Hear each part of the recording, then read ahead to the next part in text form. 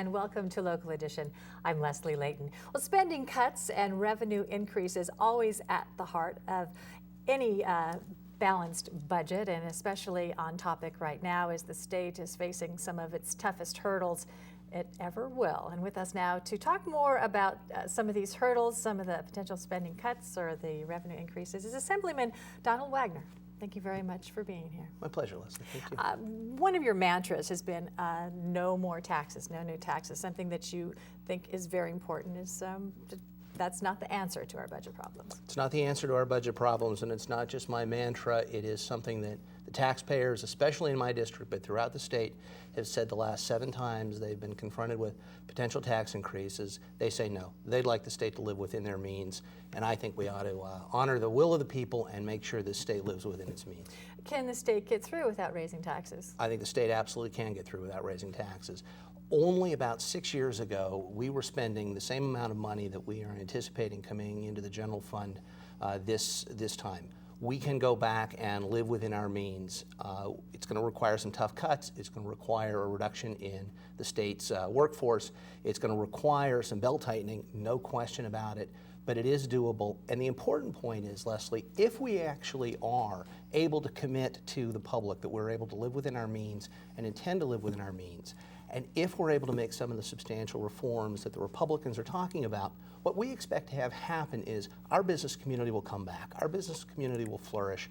Entrepreneurs will end up putting people back to work, which will end up raising the entire revenue base and solve some of these problems long term. We've got to find a way to get our people back to work, and that's what the Republicans are trying to do. But even with no new taxes, so much of the state budget is pre-assigned where that money is going to go, so there's not a lot of flexibility in that. Then on top of that, we have some other financial burdens, the unfunded pensions for state and local government workers, huge burden on the state right now. Right. The important thing to keep in mind about the pension reform, and it is an enormous time bomb that's out there. Some estimates put it as high as $500 billion. The problem, though, is that the current budget shortfall that we're talking about and the pension bomb that you just mentioned are completely unrelated. We're going to owe that money regardless of when and how we get our current system, our financial system in order. What we need to do is also think about long-term restructuring of pensions to take care of that problem. But that is a different one than the $25.5 billion problem that we face right now.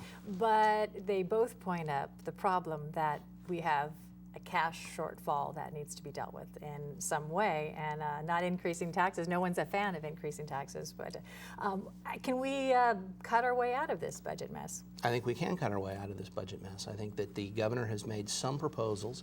He hasn't gone far enough, and what he's done is something that up in Sacramento, one of the most respected columnists up there, Dan Walters, called scare tactics. He's pointing to the first thing you do is cut the police, and then you cut the fire, then you cut education.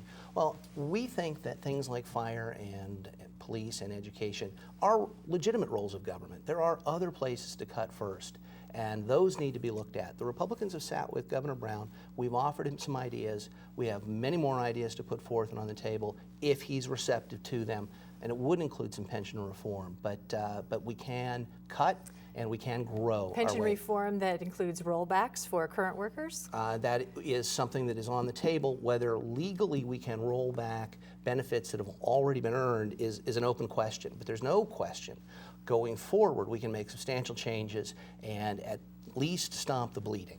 And that's something that absolutely has to happen.